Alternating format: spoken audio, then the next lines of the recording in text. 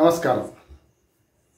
ఒకరికొకరు తోడుగా నీడగా భారత ప్రధానమంత్రి నరేంద్ర మోడీ, ఆర్ఎస్ఎస్ చీఫ్ మోహన్ భగవత్ ఇద్దరు కూడా అంటే నాతో పాటు నువ్వురా అని చేతులు పట్టుకొని మరి రిటైర్మెంట్ ప్రకటించబోతున్నారా అనే ఒక మాట వినొస్తుంది.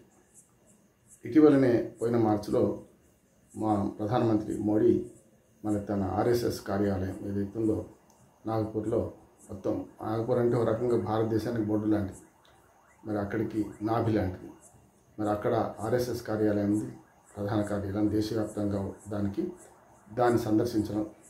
ఆ తర్వాత అటు యూబీటీ నాయకుడు సంజయ్ రౌత్ ప్రకటన చేస్తూ ప్రధానమంత్రి అట్లానే మనకు ఆర్ఎస్ఎస్ చీఫ్ ఇద్దరు కూడా ఇంటికి పోవాల్సిన సమయం ఆసనం అయింది, 75 సంవత్సరాలు పూర్తయితే రిటైర్మెంట్ ప్రకటించాలని గతంలో మోడీ గారు అన్నారు కదా. అదే పద్ధతి మీద అద్వానీని, మురళీ మనోహర్ జోషిని తమ పార్టీలో, మళ్ళీ యశ్వంత్ సిన్హాని ముగ్గురు కూడా బయటకు పంపించారు కదా. ఒక రకంగా చెప్పాలంటే పొమ్మన లేక పొగబెడితే వాళ్ళు పక్కగా తప్పుకున్నారు పోటీలు లేకుండా.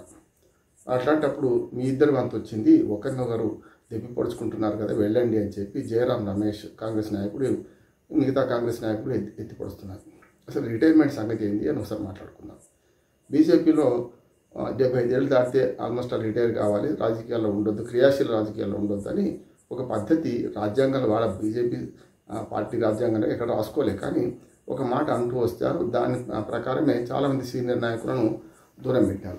ఇది ఒక రకంగా చెప్పాలంటే గతంలో ఇందిరాగాంధీ గారు నెహ్రూ చనిపోగానే లాల్ బహదూర్ శాస్త్రి మంత్రివర్గంలో మనకు సమాచార ప్రసార మంత్రిగా ఉండడం, తర్వాత లాల్ బహదూర్ శాస్త్రి గారి మరణం తర్వాత ఆమె ప్రధానమంత్రి కావడం, అప్పుడు తోకజాడించిన అనేక మంది సీనియర్లు, ముఖ్యంగా అప్పుడు కూడా మొరార్జీ దేశాయ్ లాంటి వాడు కాంగ్రెస్ పార్టీలో ఉండేవాడు, వాళ్ళందరూ ఎట్లా వదిలించుకోవాలి పార్టీని అనే ఉద్దేశంగా 71లో పార్టీ చీలిక వచ్చిన సందర్భం చూసుకుంటే 70లోనే ఇందిరాగాంధీ కామరాజ్ ప్లాన్, అంటే అప్పటి తమిళనాడు ముఖ్యమంత్రి కామరాజ్ నిరక్షరాస్యుడైన ఆయన మరి ఒక ప్లాన్ చెప్పి, నీకు సమాన స్కందులు అందులో ఉంచుకోకు, నీకన్నా సీనియర్లు అసలు ఉంచుకోకు, నీకన్నా జూనియర్లు నీతో సమానం కంటే కొంచెం నీ తక్కువ ఉన్న వాళ్ళే ఉంచుకోమని చెప్పి కామరాజ్ ప్లాన్ అమలు చేయడం, తర్వాత ఇందిరాగాంధీ శక్తివంతమైన నాయకురాలుగా ఎదగడం మనం చూసాం. అట్లానే మోడీ గారు కూడా 3 సార్లు మన గుజరాత్ ముఖ్యమంత్రిగా ఉండి ప్రధానమంత్రిగా వచ్చినప్పుడు ప్రధాన అవరోధంగా ఉన్న అద్వానీని ఈ వయసు ప్రకారమే పక్క తప్పించారు. అలాగే అంతకుముందే మరి బీజేపీ చీఫ్గా పనిచేసిన మురళీ మనోహర్ జోషి అట్లాంటి వాళ్ళని కూడా, యశ్వంత్ సిన్హా లాంటి వాళ్ళని కూడా దూరం పెట్టారు. ఎవరైతే తనకు వ్యతిరేకంగా ఉంటారో, ఎవరైతే తనకు అడుగులు వస్తారో వాళ్ళని మాత్రమే వెళ్ళి పెంచి పోషించి ఒక అమిత్ షా లాంటి జోడీని సంపాదించుకున్నారు. రాజ్నాథ్ సింగ్ కానీ గడ్కరీ కానీ వీళ్ళందరూ సమాన స్కందులైన పోటీకి నిలబడకుండా చేసుకునే ప్రయత్నం చేశారు. ముఖ్యంగా అద్వానీని రాష్ట్రపతి చేసే అవకాశం 2 సార్లు వచ్చినా కూడా దాన్ని పక్కకు పెట్టి అద్వానీని ఇంట్లో కూర్చొని ఇవన్నీ మనకు అనుభవమే. కనుక ఇవాళ మోహన్ భగవత్ మొన్న మోరేకాంత్ పింగ్లీ అనే ఒక ఆర్ఎస్ఎస్ సిద్ధాంతకర్త రాసిన పుస్తకాన్ని ఆవిష్కరించుకుంటూ మోహన్ భగవత్ నాగపూర్లో ఒక వ్యాఖ్య చేశారు, సంచలన వ్యాఖ్య చేశారు. 75 ఏళ్ళు నిండుతున్నాయి తనకి, రేపు సెప్టెంబర్ 11కి మరి పోవాల్సిందే, నాకు కూడా నిండుతున్నాయి అని 75 ఏళ్ళ నాయకుడు రిటైర్మెంట్ కావాల్సిందే అని ఒక మాట అన్నారు. అంటే ఆ మాట గుర్తు చేయడంలో తనకు నిండుతున్నాయంటే కొంచెం 6 రోజుల తేడాలోనే మరి మోడీ గారు కూడా నిండుతున్నారు 75 ఏళ్ళు. కనుక మోడీ గారు పోతారా అని ప్రశ్నించినట్టే కదా, మోడీ గారిని ప్రశ్నించారని చెప్పి కాంగ్రెస్ అంటుంది. బీజేపీ ఇంతవరకు వివరణ ఇవ్వలేదు దీని మీద, కానీ కాంగ్రెస్ వ్యాఖ్యలను ఖండిస్తూ వస్తున్నది. అంటే 75 ఏళ్ళు తాను నిండుతున్నాయని ఈ రిటైర్మెంట్ ప్రకటన వివరణ ఉండాల్సిన అవసరం లేదని మనకు మోహన్ భగవత్ అన్నారంటే తనకు కాదు, ఆ హెచ్చరిక ప్రధానమంత్రికే అనే మాట వస్తుంది.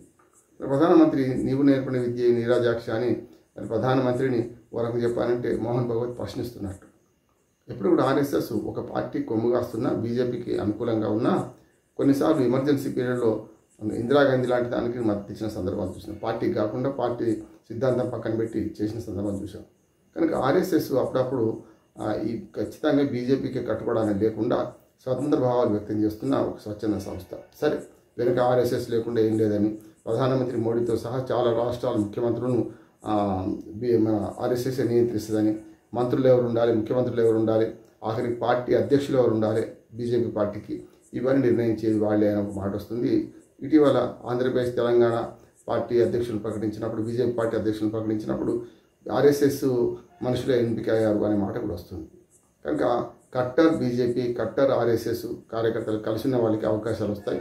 బయట నుంచి వచ్చిన వాళ్ళు కూడా అవకాశవాదులుగా కొద్ది రోజులు పార్టీలో ఉన్నా ఆ తర్వాత నిజమైన పార్టీ అవకాశాలు వాళ్ళకు రావు అనడానికి ఈటల రాజేందర్, డికే అరుణ, రఘునందన్ రావు వీళ్ళందరూ మంచి ఉదాహరణ మా తెలంగాణలో అయితే. ఆంధ్రప్రదేశ్లో కూడా లక్ష్మీనారాయణ గారు, గతంలో బీజేపీ అధ్యక్షులు పనిచేసిన లక్ష్మీనారాయణ, వీళ్ళందరూ టీడీపీ నుంచి వచ్చిన వాళ్ళు, ఇతర పార్టీల నుంచి వచ్చిన వాళ్ళకు పెద్దగా ఇవ్వలేదు. పురంధరేశ్వరి సంగతి కూడా అంతే. పురంధరేశ్వరి గారు కూడా ఆంధ్రప్రదేశ్లో అట్లాగే వచ్చారు, అట్లా పక్క తప్పుకోవాల్సి వచ్చింది. అట్లా చూసుకుంటే మొత్తం మీద ఈ హెచ్చరిక అని పాట ఉంది కదా, ఆ రకంగా మనకు మోడీకి హెచ్చరికగా పనిచేస్తుందా అనే మాట బయట వర్గాలు అంటున్నాయి. 75 ఏళ్ళ నిండిన సందర్భంగా మోడీ మరి రిటైర్మెంట్ ప్రకటిస్తారా, మోడీకి ఈ మినహాయింపు ఇస్తారా? గతంలో కూడా ఇందిరాయే ఇండియా, ఇండియాయే ఇందిరా అని డీకే బార్వా, దేవకాంత్ బార్వా అన్నప్పుడు నా ఫస్ట్ వ్యాసం నా జర్నలిస్టు జీవితం మొదలైంది అక్కడ. కనుక 75లో రాశాను. అట్లా చూసుకుంటే మరి ఇవాళ మరి మోడీయే ఇండియా, ఇండియా మోడీ అనే లెవెల్కి వచ్చేసింది. వ్యక్తి పూజ బాగా ఉన్న మన దేశంలో చాలా వరకు వ్యక్తి పూజ పాటిస్తున్నాం.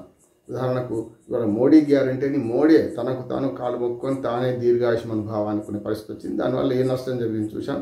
శిఖరాగ్రానికి చేరుకున్న పార్టీ ఇవాళ అధపాతాలను పడిపోయి సగం పడిపోయింది. అబ్కా పార్ 400 కా పార్ అంటే మిగిలింది ఎంత అంటే 240 మిగిలినాయి. అంటే ఇవన్నీ చూస్తే అతిశయం, ఆత్మ స్తుతి, పరనింద ఇవన్నీ కూడా పెద్ద ఎత్తున బీజేపీకి నష్టపరిచినాయి. ఇవాళ తాను గొవ్వి తానే తీసుకున్నట్టు ఇవాళ మోడీ 75 ఏళ్ల సీలింగ్ అనేది ఒకటి బీజేపీ పార్టీ వాళ్ళు అక్కడక్కడ మాట్లాడడం వల్ల ఈ చర్చకు వచ్చింది. ఎప్పుడైతే మోహన్ భగవత్ ఈ చర్చకు తెరలేపారో, ఈ తెర సరిగ్గా ఎవరి మీద పడుతుంది? తెరలేపిన నాటకం అంతా అంటే మోడీ గారి మీద పడుతుంది. మోడీ గారు పదవి విరమణ చేస్తారా? కాదు, మా నాయకుడు చలాకంగా ఉన్నారు. విమానం మెట్లెక్కితే చూడండి, కిందికి దిగితే చూడండి. ఎక్కడైనా 75 ఏళ్ళ వయసులో అనిపిస్తుందా? రాజకీయాలు ప్రారంభం వయసు 50 కావచ్చు, కానీ ఇవాళ యువత బాగా రాజకీయ రంగంలోకి వస్తున్నారు. మోడీ గారు కూడా స్వాతంత్రానంతరం పుట్టిన ప్రధానమంత్రి. ఇప్పటిదాకా మన దేశ ప్రధానులందరూ కూడా స్వాతంత్రం కన్నా ముందు పుట్టిన వాళ్ళు ఉన్నారు. అందరూ కూడా స్వాతంత్రం 47 కన్నా ముందు. కానీ ఇప్పుడు ప్రధానమంత్రి మోడీ స్వాతంత్రం తర్వాత వచ్చిన ప్రధానమంత్రి కనుక అట్లా కూడా నవయువకునే ఒక రకంగా చెప్పాలంటే కొత్త నాయకత్వం కనుక ఆయన ఇంకా మరొక 4 ఏళ్ల పాటు ఆయనే చేయొచ్చు. 2029 ఎన్నికలు కూడా ఆయనే మరి రథసారథిగా ఉంటారు అని బీజేపీ వాళ్ళు కూడా అంటున్నారు. 2029 తర్వాత అధికారంలోకి 4వసారి వస్తే అప్పుడేమవుతుంది చెప్పలేం. కానీ ఇప్పుడు మాత్రం వచ్చే 4 ఏళ్ళు మా నాయకుడే ఉంటాడు. వచ్చే మళ్ళీ ఎన్నికలు కూడా ఆయనే ఫేస్ చేస్తారనే మాట వస్తుంది. చూద్దాం ఏం జరుగుతుందో. మోడీ రిటైర్మెంట్ అవుతారా? దానికి మరి ఇద్దరు జోడీ కట్టుకొని ఒకరి వెంట ఒకరు మోహన్ భగవత్, మోడీ ఇద్దరు మరి వానప్రస్థ ఆశ్రమం స్వీకరిస్తారా?